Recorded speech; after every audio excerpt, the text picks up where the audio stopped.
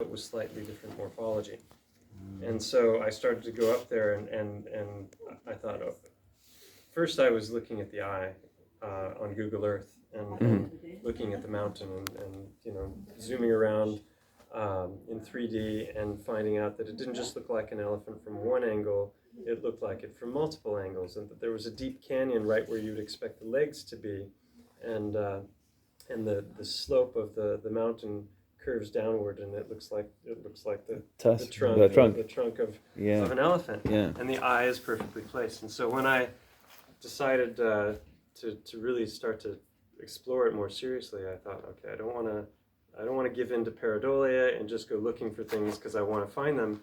And I decided to study the anatomy of the eye socket thoroughly before going up to see if there were any correlations. And the first video I did was an overview of the mountain as a whole, and that's just kind of laying the groundwork for the things that I found. So the second video was on the eye itself, and there were 12 different specific anatomical correlations, very specific. And so I document those with photographs and video footage. And then I found out, just through serendipity, that there was a cave right where the ear would be. And so on this side of the mountain, there's a curve in the mountain, like if you were to tear off the ear, there's a curved section of the mountain exactly there that's a different color, as if portions of the stone have been removed there. And right in the center of that, where the ear canal would be, there's actually a cave. And I didn't know about that until I went looking for the cave. And when I went looking for the cave, I was looking for a trail that I had found on Google Earth and trying to find the name of the road that I would take to get to that trail. And I found out that the canyon name was the same as the name of a cave. Wow. And I didn't even know there was a cave up there. And the cave is at 375 meters altitude. And what I didn't know at the time was that cave was the most thoroughly excavated cave in all of Europe. Wow.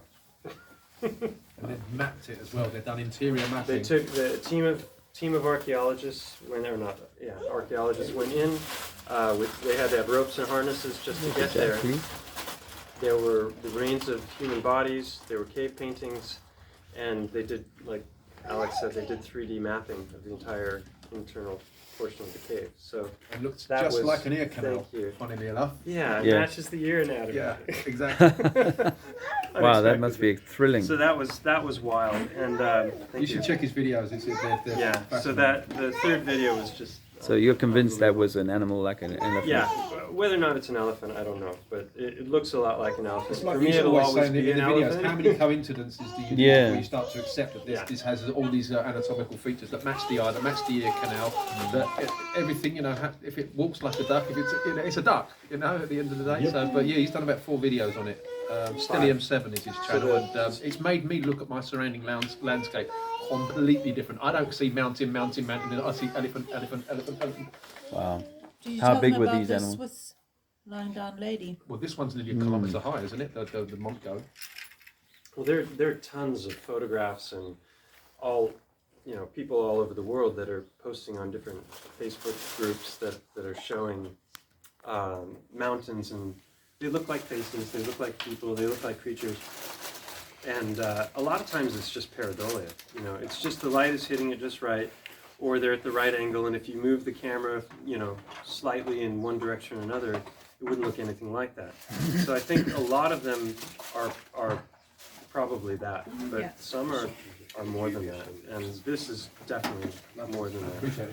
The fourth video, I started to look at the histology of the mountain, which is the tissues, and by the end of the fourth video, I had something like between 40 and 50 specific anatomical correlations between the mountain and an elephant. But the fifth video was really interesting because I went up there with some friends, and I wanted to show them the eye. And when we were up there, one of them pointed out this crystalline structure that I had never noticed. There's this portion of the internal portion of the cave that juts up like a wave cresting and about to crash, and I had always thought that kind of looks like it could be the remains of an eyeball, you know, and there's a bunch of boulders there, and when you look up at the internal portion of the cave, it's smooth and unbroken. So those boulders, they came out of nowhere, right? Because they couldn't have fallen from above because the cave protects. Yeah. And that they're just like sitting there in this mishmash clump. Well, when they pointed out this crystalline structure, I started to look at it. I realized that there were all kinds of channels going into the crystalline structure from lots of different places. And blood vessels. Blood vessels. Oh, It's the remains of the eyeball. It's the remains of the eyeball. It's totally crazy. So that's what the 5th video is about. Is about and there's another dozen things that I found in the eye that I cover in that video. But I also cover a very interesting thing that was the mountain. I had been doing Google Earth on this mountain for 2 years, hundreds of times, going in and zooming around and zooming in, looking at the detail. And I was being interviewed by Rodrigo Ferrari Nunes, and he asked me to show him some things, and so I went in to show him the stuff that I had done hundreds of times. And as I went in, there were certain sections of the mountain that were all blurred out, and it became very obvious that Google Earth had censored the mountain at the eye and at the ear. Only just those one section. And They're on to you, man. They're on to you. If you go around the mountain, there's no other sections that are Kiss censored. goodbye to that Nobel Prize, mate. So when you right now, the way it is now is if you're really far away, you can make out that the eye is open, and then if you start to zoom in a little bit closer, you can actually see the eye close up. And as you get closer and closer and closer, those sections that I show in the first 4 videos, they're all, it looks like it's been blurred out by hand. And you have to get really, really close, and then they slowly disappear, and you can see the detail of the mountain. There's your one-eyed symbolism like that. The elephant might as well be doing that. The elephant's winking at you now. It's just crazy. So you can literally zoom in and it disappears, and you zoom out. But if you want to zoom out and get the whole section and see the big picture, you can't see it like I saw it originally because they've edited it. Wow. So Stellium 7 is his you channel. You must watch the So 4 censorship- videos he's done censorship. on the mountain. Cool. Because it's fascinating. It really. Well, he got me back because I flat smacked him, and he's like, right, I'll show you something. That mountain you live on, probably an elephant. Come on, show me all the evidence of that. he had more faith in me doing videos on it than I did in the beginning. I was like, you got to tell people. Yeah. And it took a long time because I was like, am I crazy on this one, or So that's why I approached it the way I did. Is I wanted to approach it as scientifically as possible. I'm not going to go in with preconceived notions. I'm going to go in with a question of what if, but I'm going to study it beforehand to see what's there. But that led to another discovery that I cover in another series called it's called Mud Fossils: The Heart of the Matter. I did 2 videos. Okay. And then a 3rd video called Petrified Organs, and how to spot them.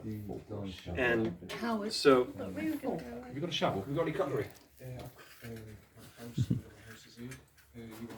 Just something I can do that. We're taking a little break on the Globe Light tour. And then we're going to go and do a little bit of activism in Benidorm. Sweet. How'd you find it in Benidorm? Because my initial reaction was like, that's not the audience for you. Given the label that Benidorm has as piss drinking, football watching monkeys. That's what I thought, but. Well, I thought the same, and then I realised that there is no evidence for evolution. Hey, dum. I get you sorted now. Yeah. That's got to be a tough crowd. So there's no hope for them then. That's got to be a tough crowd. Yeah. They're either hungover or drunk. You wanted to finish what you were saying? Yeah, so I started looking at rocks differently everywhere I went. I'm like, oh my God, what was this all alive at one point? Up on the mountain, it was obvious that there were fragments of larger stones that were part of the bigger structure. But then I after watching some different videos on the topic of mud fossils, I went into river bottoms, just looking at the rocks, and I was frustrated because a lot of the videos online that were covering the topic were, you know, you get these people that were just like pointing at a rock saying it's this, and it, you know, and you're like, it looks like a rock, you know. And so I was a little frustrated that there were so many claims being made on things that looked like it could be or might not be, and so I put out a request to the universe to provide me with a rock that was undeniable. And Okay. a few days later, I was walking in a river bottom not far from where we live, and found a petrified heart that's this big. Wow. And I did a whole video on it, and it's there were, at the time, now it's up to about 22, but at the time I had identified 17 different anatomical correlations. There were chambers inside, the arteries were there, the veins were there, Wow. the marbling of the heart was there, there were internal chambers. I went in with an endoscopic camera and showed the internal chambers in the video, and it was astonishing, because if you know the anatomy, which I show, I show, you know, video of the heart in action, and I show photographs. It's undeniable what it is. And then I started going back to the river bottoms, because I figured if I can find one, I should be able to find a whole lot more. And I found a ton. Really? Of them. And that's in the third video, the petrified organs video. I show people the themes and how you can spot them, because you don't have to have a lot of anatomical knowledge to be able to spot them. So have other people sort of made the same verifications of I've had a lot of people sending me photographs. Yeah. Yeah. Wow. It's been awesome.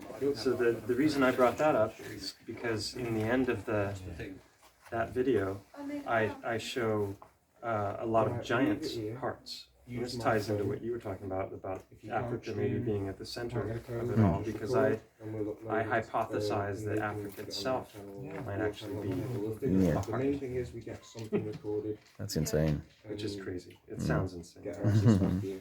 But yeah, I'll show you. It's a bit weird to be filming Yeah, myself. you don't want to. They can go to the video. You can watch the video on YouTube. Yeah, I suppose we could just cut the video. Just put it up like that. This is what I want to show.